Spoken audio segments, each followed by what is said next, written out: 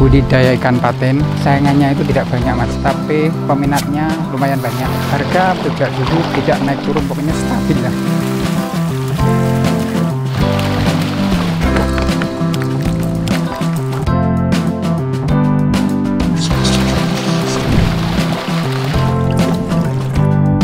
Nama saya Sutiman.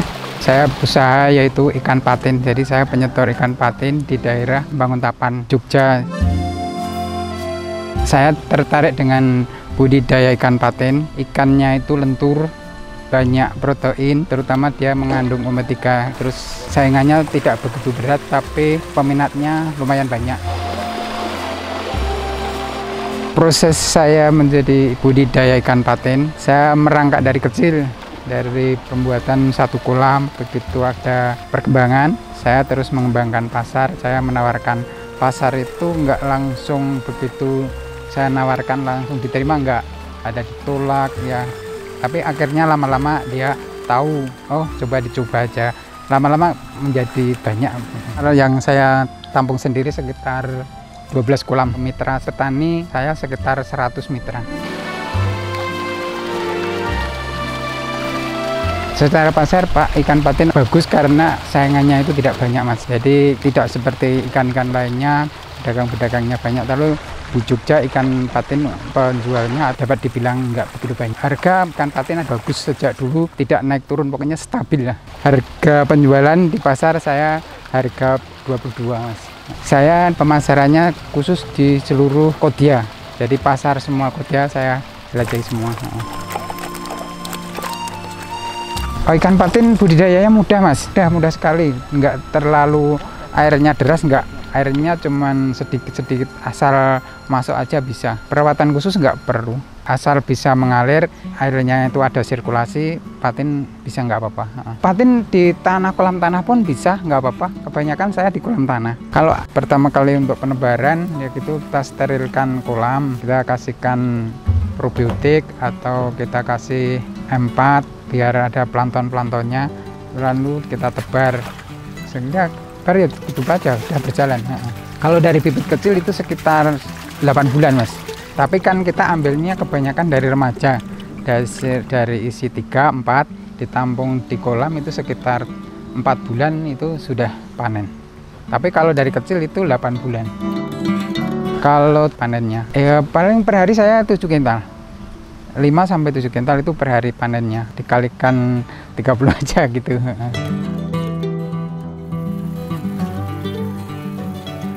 Budidaya ikan patin enggak begitu banyak modalnya, kebanyakan itu di pakannya itu.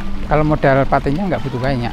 Kalau ikan patin itu stabil mas, sama petani itu gimana ya, stabil, jadi tidak wah ini turun, ini naik, itu enggak. Jadi stabil sejak dulu itu. Jadi kita langsung ke pedagang. Kalau kekurangan pasar selama ini saya cukup mas. Sebabnya mitra saya sudah banyak gitu.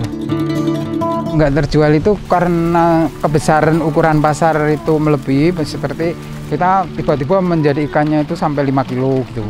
Kebesaran itu. Tapi itu laku juga itu. Nanti kadang ada yang membuatkan frozen, dibuat frozen, dia punya relasi sendiri itulah.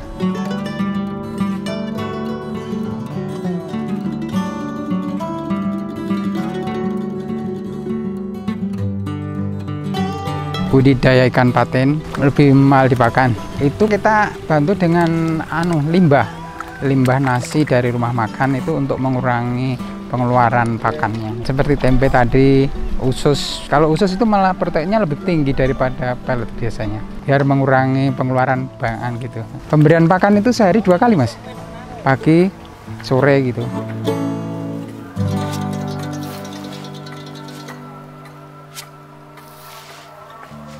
Suka dukanya ya, kalau ikan patin itu kalau terjangkit penyakit itu diatasi agak susah. Penyakitnya dia adalah jamur, seperti jamur, bakteri, dan itu penyakit itu sekitar bulannya itu tertentu di antara bulan Agustus sampai September. Tapi kalau sudah dia itu begitu bisa pertumbuhannya cepat dan dia menghasilkan ya, kalau sudah nggak kena penyakit itu lumayan berhasil lah. Rajin kita mengelola kolamnya itu sehingga nggak mengandung lemak. Itu kalau kita pakai limbah itu kebanyakan minyak, jadi dia mengandung lemaknya. Kalau di air itu lemaknya itu di atas, jadi seperti minyak, dan lemak itu tidak mau menyerap ke bawah. Jadi itu harus kita aliri air yang deras.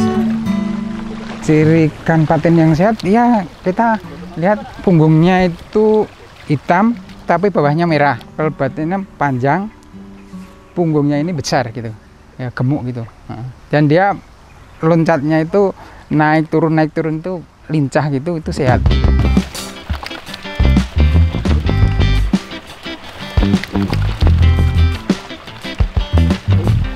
Rasa ikan patin itu lezat dan gurih, ikannya lentur, nggak lembek. Kalau semakin besar dia itu malah semakin enak gitu. Kalau ikan patin itu durinya nggak banyak mas, itu terpisah sendiri, jadi udah seperti memisah sendiri, jadi tidak berbahaya seperti ikan bawal. Kalau kecil durinya di dalam daging, kalau ikan ini pisah sendiri udah.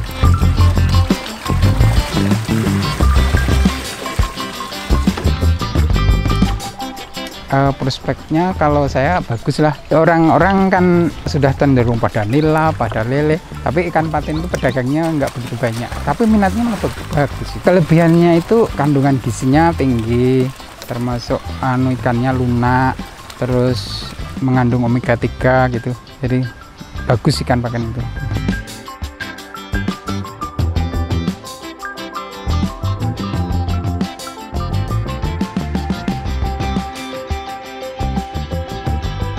Pesan saya untuk orang yang ingin berusaha ikan patin, monggo bersama-sama untuk kita jalani dengan teliti dan rajin, sehingga semoga kita semua bisa berusaha atau berhasil.